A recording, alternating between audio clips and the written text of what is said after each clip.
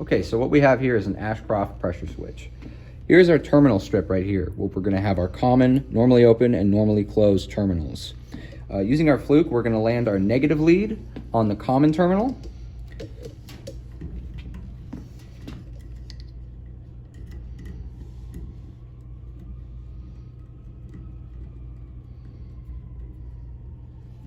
And then we're going to land our positive lead on our normally closed terminal.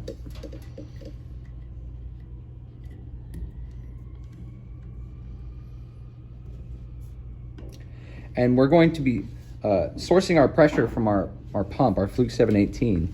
And what we're going to do is we're going to enter into switch test mode. And it's going to tell us the pressure at which the normally closed contacts open, and then it is also going to tell us at which those contacts reset themselves and the deadband. So we're going to go into it. So right now the pump is indicating that the contacts are closed.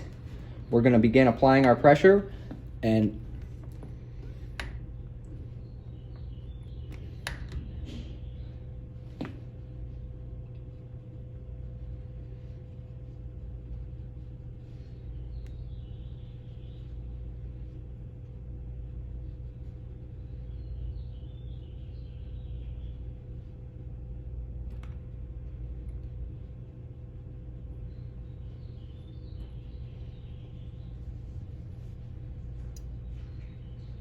okay, so our normally closed contacts have opened, and we're going to slowly release our air pressure to find our deadband.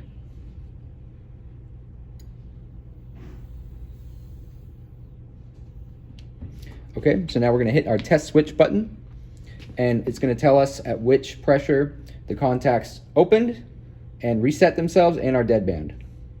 So our contacts opened at 9.98 PSI, which is within tolerance for our set point of 10 PSI.